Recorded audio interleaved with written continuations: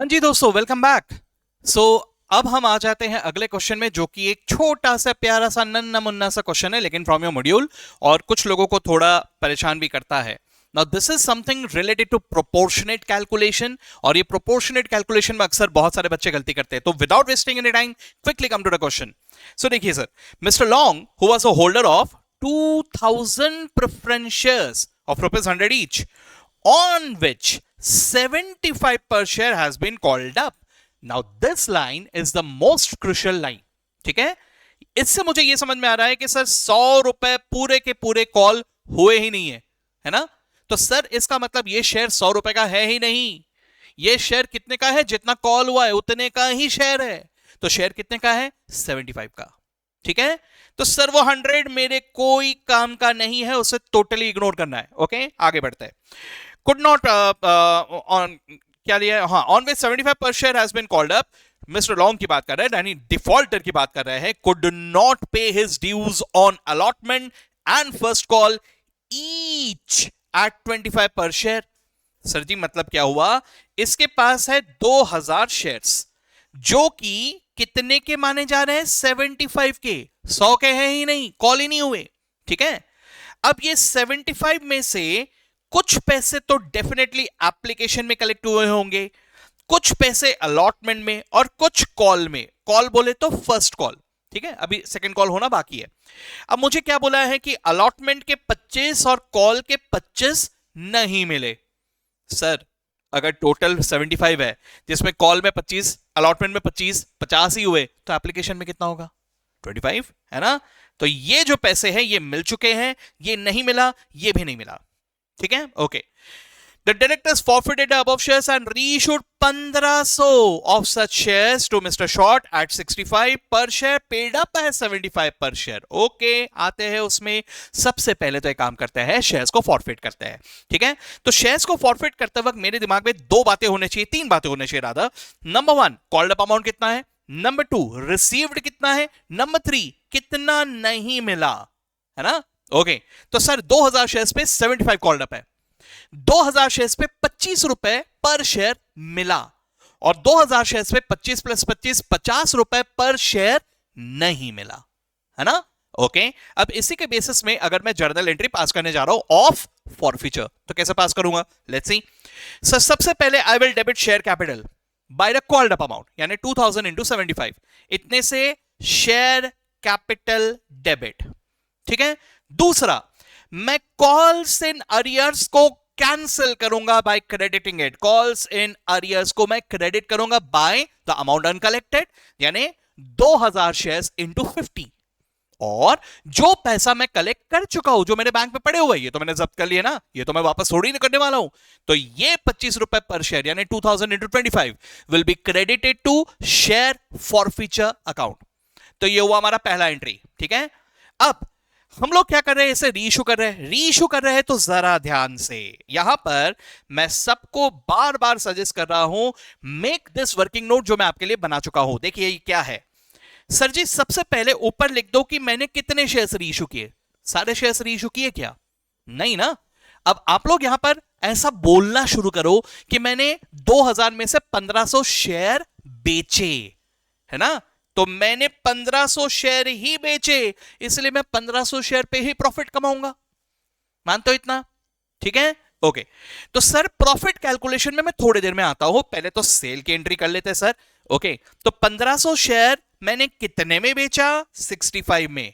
अब जरा ध्यान से, यहां पे अंग्रेजी का अटैक कर रहे हैं वो लोग, थोड़ा सा हमें घुमाने की कोशिश कर रहे हैं। क्या बोल रहे हैं? हमने मिस्टर शॉर्ट को सेल किया एट 65, पेड अप है 75। अरे तो सीधी सी बात है ना भाई, इसका सीधा सीधा मतलब 75 के शेयर को 65 में बेच दिया, यानी 10 रुपए डिस्काउंट में बेचा।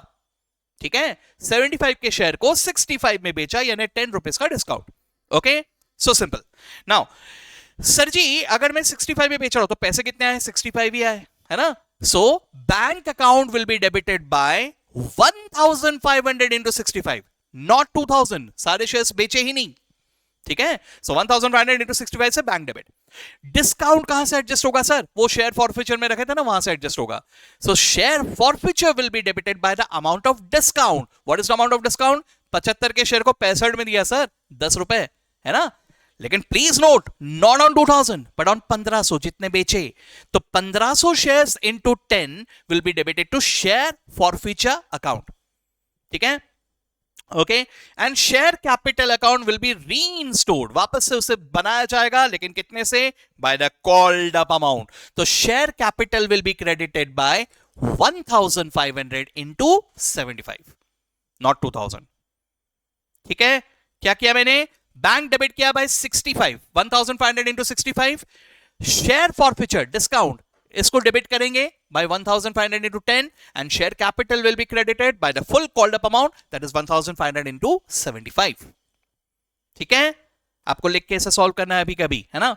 अब सेल तो किया, प्रॉफिट भी तो कमाओ। तो प्रॉफिट का क्या एंट्री करूंगा सर? प्रॉफिट की एंट्री मुझे यहां पे अभी करना पड़ेगा। 1500 शेयर्स पे मैंने प्रॉफिट कमाया। अब जरा ध्यान से देखना कैलकुलेशन। सर एक शेयर 75 का है ना, the called up amount. I am not looking at a face value, I am looking at a called up amount. Okay, तो 75 is the value of share. Okay, अब इसके बदले में मुझे कितना मिला? Let's see. सर वो मिस्टर लॉन्ग जो था ना, मिस्टर लॉन्ग, उससे मुझे 25 रुपए मिल चुके थे सर। ओके, 25 रुपए मिल गए, बल्ले बल्ले, बहुत अच्छी बात है। अब इसके बाद मैंने मिस्टर शॉर्ट से कितने पैसे कलेक्ट किए? सर अभी अभी देख रहे हैं 65 कलेक्ट किए, है ना। यानी वही शेयर के लिए मुझे दो लोगों से पैसे मिले हैं, लॉन्ग से और शॉर्ट से। लॉन्ग से मिले 25, शॉर्ट से मिले 65। जरा ध्यान से, 75 के शेयर के बदले में 25 प्लस 65 कितना मिल गया? 90, है ना, ज्यादा मिला। That's my profit. तो 75 के बदले में 90 यानी plus 15, this is my profit. But at the same time और एक बात ध्यान में रखना है, सर मैंने पूरे 2000 शेयर नहीं बेचे, यानी प्रॉफिट भी पूरे 2000 शेयर्स पे नहीं कमाए। प्रॉफिट कमाए ओनली ऑन 1500 शेयर्स जो बेचे। तो मेरा प्रॉफिट कितना होगा? 1500 shares at the rate 15। Calculate कर लो।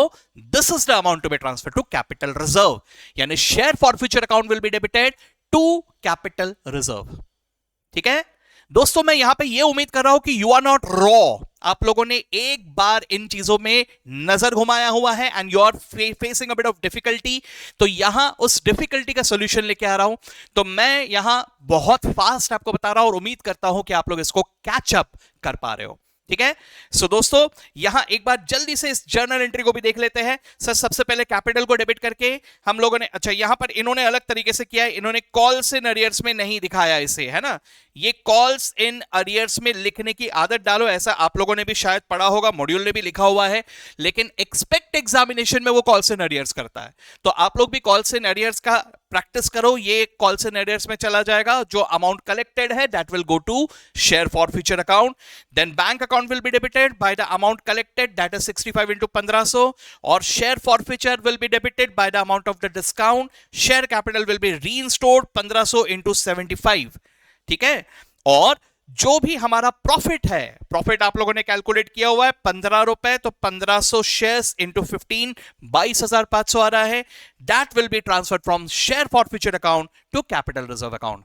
Also note that since we didn't issue all the shares, share forfeiture account में अभी भी कुछ बैलेंस बचा हुआ रहेगा, and it is basically the amount collected from Mr. Long for 500 shares that are yet not reissued।